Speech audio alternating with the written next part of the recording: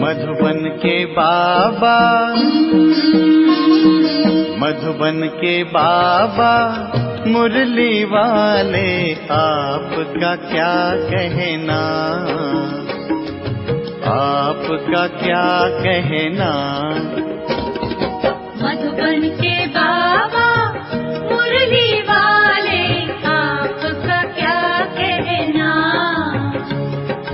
आपका क्या कहना। ओम शांति, ओम शांति। आज का मुरली 5/1/2024 का प्रातः मुरली ओम शांति बाप दादा मधुबन। मीठे बच्चे, बाप समान रूहानी टीचर बनो। जो बाप से पढ़ा है वह दूसरों को भी पढ़ाओ। धारणा है तो किसी को भी समझाकर दिखाओ। प्रश्न: किस बात में बाबा को अटल निश्चय है? बच्चों को भी उसमें अटल बनना है। उत्तर: बाबा को ड्रामा पर अटल निश्चय है। बाबा कहेंगे जो पास्ट हुआ ड्रामा, कल्प पहले जो किया था वही करेंगे। ड्रामा तुम्हें ऊपर नीचे नहीं करने देगा। परंतु अभी तक बच्चों की अवस्था ऐसी बनी नहीं है, इसलिए मुख से निकलता है ऐसे होता तो ऐसे करते, पता होता तो यह नहीं करते। बाबा कहते बीती को चिताओ नहीं, आगे के लिए पुरुषार्थ करो कि ऐसा कोई भूल फिर से न हो। ओम शांति। रूहानी बाप रूहानी बच्चों को बैठ समझाते हैं। बाप खुद कहते हैं मैं जब आता हूँ तो किसी को पता नहीं पड़ता, क्योंकि मैं हूँ गुप्त। गर्भ में भी जब आत्मा प्रवेश करती है तो प्रवेश होने का मालूम थोड़ी पड़ता है। तिथि तारीख निकल न सके, जब गर्भ से बाहर निकलता है तब वह तिथि तारीख निकलती है। तो बाबा की प्रवेशता की तिथि तारीख का भी पता नहीं लगता। कब प्रवेश किया, कब रथ में पधारे, कुछ पता नहीं पड़ता। कोई को देखते थे तो वह नशे में चले जाते थे। समझा कुछ प्रवेशता है, कुछ ताकत आई है। ताकत कहाँ से आई? मैंने खास कोई जप तप तो नहीं किया। इसी को कहा जाता है गुप्त। तिथि तारीख कुछ नहीं। सूक्ष्मोतन की भी स्थापना कब होती है ये कुछ नहीं कह सकते। मुख्य बात है मनमना भव। बाप कहते हैं हे आत्माएं, तुम मुझ अपने बाप को बुलाती हो कि आकर पतितों को पावन बनाओ, पावन दुनिया बनाओ। बाप समझाते हैं ड्रामा प्लान अनुसार जब मुझे आना होता है तो चेंज जरूर होती है। सतयुग से लेकर जो कुछ पास हुआ सो फिर रिपीट करेंगे। सतयुग त्रेता फिर ज़रूर रिपीट करेंगे। सेकंड सेकंड पास होता जाता है, संवत भी पास होता जाता है। कहते हैं सतयुग पास्ट हुआ, देखा तो नहीं।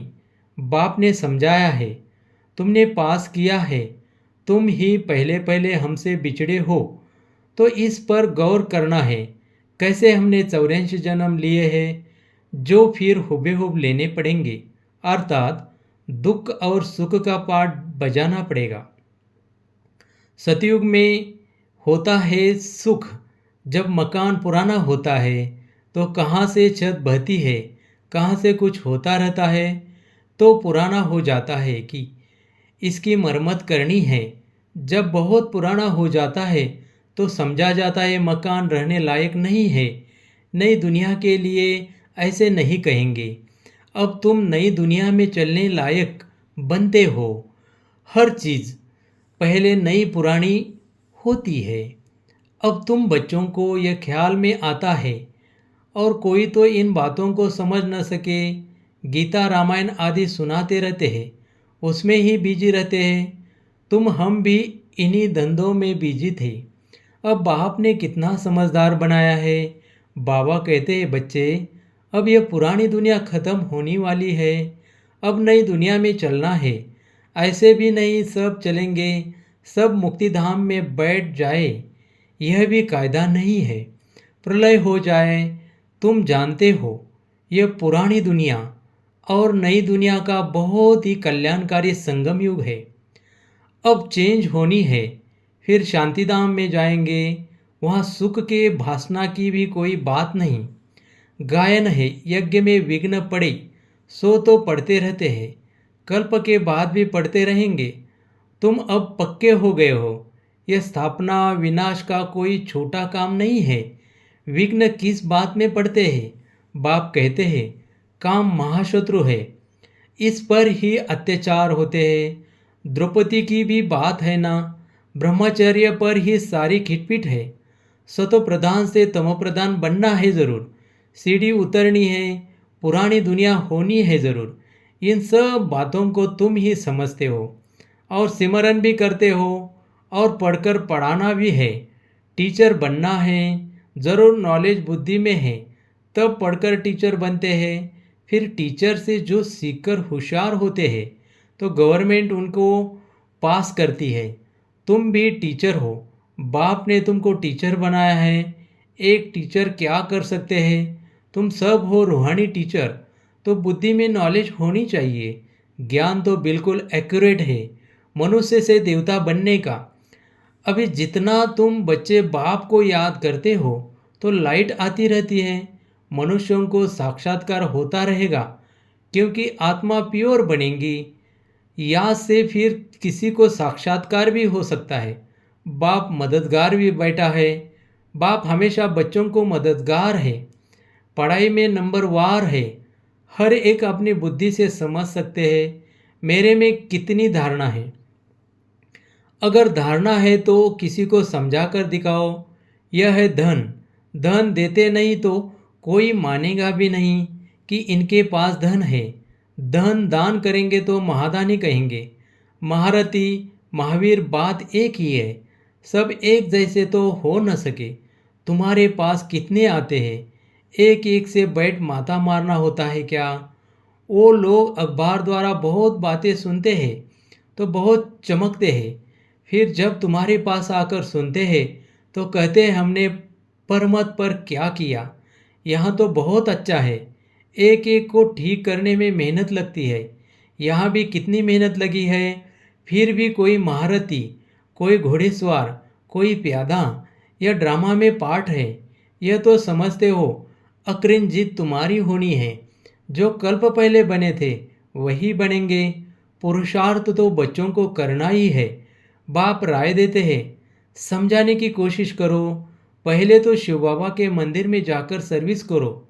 तुम पूछ सकते हो यह कौन है, इस पर क्यों पानी चढ़ाते हैं? तुम अच्छी तरह से जानते हो।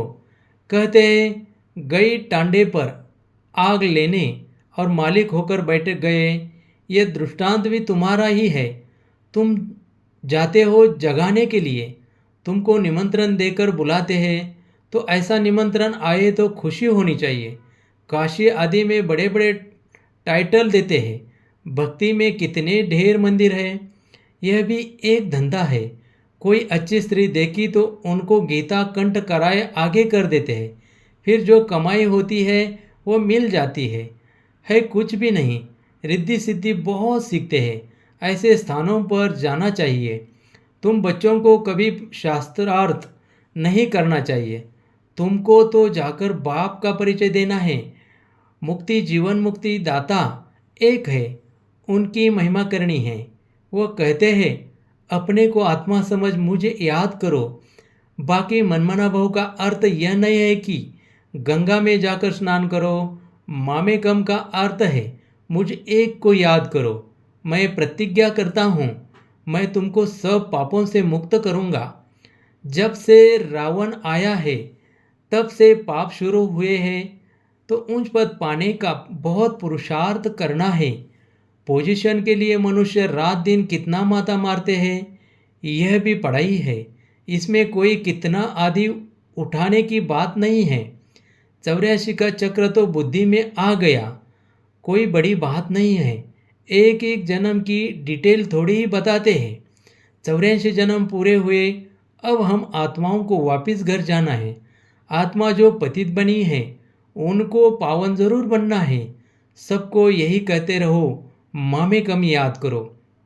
बच्चे कहते हैं बाबा योग में नहीं रह सकते। अरे तुमको सम्मुख कह रहा हूँ, मुझे याद करो। फिर योग अक्षर तुम क्यों कहते हो? योग कहने से ही तुम भूलते भी हो। बाप को याद कौन नहीं कर सकता? लौकिक माँ बाप को कैसे याद करते हो? ये भी माँ बाप है ना, यह भी पढ़ते हैं। सरस्वती भी पढ़ती है, पढ़ाने वाला एक बाप ही है। तुम जितना पढ़ते हो फिर औरों को समझाते हो। बाप कहते हैं, बच्चे शास्त्र पढ़ने जब तब करने से मुझे प्राप्त नहीं कर सकते हो, बाकी फायदा क्या है? सीढ़ी तो उतरते ही आते हो। तुम्हारा कोई दुश्मन नहीं, फिर भी तुमको समझाना है जरूर कि पाप और पुण्य कैसे जमा होता है। रावण राज्य के बाद ही तुमने पाप करना शुरू किया है। ऐसे भी बच्चे हैं जिनको नई दुनिया पुरानी दुनिया क्या है यह भी समझाने नहीं आता है। अब बाप कहते हैं कि बेहद के बाप को याद करो, वही पतित पावन है। बाकी तुमको कहाँ भी जाने की ज़रूरत नहीं है। भक्ति मार्ग में सदैव पैर घर से बाहर निकलता था। पति स्त्री को कहते हैं, श्री कृष्ण का चित्र घर में भी है, फिर बाहर क्यों जाती है? क्या फर्क है? पति परमेश्वर है, इसी को भी नहीं मानते। भक्ति मार्ग में बहुत दूर दूर ऊंचा मंदिर बनाते हैं जो मनुष्यों का भाव बैठे। तुम समझाते हो मंदिरों में कितना धक्का खाते हैं। यह एक रस्म पड़ी है। शिव काशी में तीर्थ करने जाते हैं परंतु प्राप्ति कुछ भी नहीं। अब तुमको तो बाप की श्रीमत पर मिलती है, तुमको कहाँ भी जाना नहीं है। पतियों का पति परमेश्वर वास्तव में वह एक ही है जिसको तुम्हारे पति काके मामे सब याद करते हैं। वह है पति परमेश्वर अथवा पिता परमेश्वर। वह तुमको कहते हैं मामे कम याद करो तो तुम्हारे विकर्म विनाश होंगे। तुम्हारी ज्योत अब जग रही है तो तुम्हारे से मनुष्यों को लाइट देखने में आती है। तो बच्चों को भी नाम बाला होना चाहिए। बाप बच्चों का नाम तो बाला करते हैं ना। सुदेश बच्ची समझाने में बड़ी तीखी है। पुरुषार्थ बहुत अच्छा किया है तो पुराणों से भी आगे गई है। इसमें भी जास्ती पुरुषार्थ कर आगे चली जाएगी। सारा मदार पुरुषार्थ पर है। हर पेल नहीं होना चाहिए। पिछाड़ी में आया तो भी सेकंड में जीवन मुक्ति पा सकते हैं। प्रतिदिन ऐसे बहुत निकलते रहेंगे। ड्रामा में तुम्हारा विजय का पाठ तो है ही, विघ्न भी पढ़ने हैं। और कोई सत्संग में ऐसे विघ्न नहीं पड़ते हैं। यहाँ विकारों पर ही हंगामा होता है। गायन भी है, अमृत छोड़ विष काहे को खाए। ज्ञान से एक देवी देवता धर्म की स्थापना हो जाती है। सतयुग में रावण राज्य हो न सके, समझाने कितनी साफ है। राम राज्य के बाजू में ही रावण राज्य भी दिखाया है। तुम टाइम भी दिखाते हो। यह है संगम। दुनिया बदल रही है। स्थापना पालना विनाश कराने वाला एक बाप है। बहुत सहज है परंतु धारणा पूरी होती नहीं और सब बातें याद रहती है, बाकी ज्ञान और योग भूल जाता है। तुम ऊंच से ऊंच भगवान की संतान हो। दिन प्रतिदिन तुम साल्वेंट होते जाते हो। धन मिलता है ना, खर्चा भी आता जाता है। बाबा कहते हैं हुंडी भरती जाएगी। कल्प पहले मिसल ही तुम खर्चा करेंगे। कम ज़्यादा ड्रामा करने नहीं देगा। ड्रामा पर बाबा का अटल निश्चय है। जो पास्ट हुआ ड्रामा, ऐसे नहीं कहना चाहिए ऐसा होता था, यह नहीं करते। अभी वह अवस्था आई नहीं है। कुछ न कुछ मुख से निकल जाता है, फिर फील होता है। बाबा कहते हैं बीती को चिताओ नहीं, आगे के लिए पुरुषार्थ करो कि ऐसी भूल फिर न हो। इसलिए बाबा कहते हैं चार्ट लिखो, इसमें बहुत कल्याण है। बाबा ने एक दो को देखा सारी जीवन कहानी लिख रहे थे। समझते बच्चे सीखेंगे। यहाँ फिर श्रीमत पर चलने में ही कल्याण है। यहाँ झूठ भी चल न सके। नारद का मिसाल, चार्ट से फ़ायदा बहुत है। बाबा फरमान करते हैं तो बच्चों को फरमान पर चलना चाहिए। अच्छा, मीठे मीठे सिकलदे बच्चों प्रति माता पिता बाप दादा का याद प्यार और गुड मॉर्निंग। रूहानी बाप की रूहानी बच्चों को नमस्ते। धारणा के लिए मुख्य सार। ज्ञान धारण कर दूसरों को समझाना है। ज्ञान धन दान करके महादानी बनना है। किसी से भी शास्त्रार्थ न कर बाप का सत्य परिचय देना है। 2. तुम्हें बीती बातों को चिंतन नहीं करना है। ऐसा पुरुषार्थ करना है जो फिर कभी भूल न हो। अपना सच्चा सच्चा चार्ट रखना है। वरदान, योग द्वारा ऊंची स्थिति का अनुभव करने वाले डबल लाइट फरिश्ता भव। आप राजयोगी बच्चे योग में ऊंची स्थिति का अनुभव करते हो। हठ योगी फिर शरीर को ऊंचा उठाते हैं। आप कहाँ भी रहते ऊंची स्थिति में रहते हो, इसलिए कहते योगी ऊंचा रहते हैं। आपके मन की स्थिति का स्थान ऊंचा है क्योंकि डबल लाइट बन गए। वैसे भी कहा जाता है कि फरिश्तों के पांव धरनी पर नहीं होते। फरिश्ता अर्थात जिसका बुद्धि रूपी पांव धरती पर न हो, देहबान में न हो, पुरानी दुनिया से कोई लगाव न हो। स्लोगन, अभी दुआओं के खाते को संपन्न बना लो तो आपके चित्रों द्वारा सबको अनेक जन्म दुआएं मिलती रहेगी। आज का अभ्यास अव्यक्त साइलेंस द्वारा डबल लाइट फरिश्ता स्थिति का अनुभव करो। फरिश्ता स्थिति का अनुभव करने के लिए अभी अभी आवाज़ में आते, डिस्कस करते, कैसे भी वातावरण में रहते, सेकंड में सर्व संकल्पों को स्टॉप कर आवाज़ से परे न्यारे फरिश्ता स्थिति में टिक जाओ। अभी अभी कर्मयोगी, अभी अभी फरिश्ता अर्थात आवाज़ से परे अव्यक्त साइलेंस की अनुभूति। यही अभ्यास लास्ट पेपर में विजयी बनाएगा। ओम शांति, ओम शांति।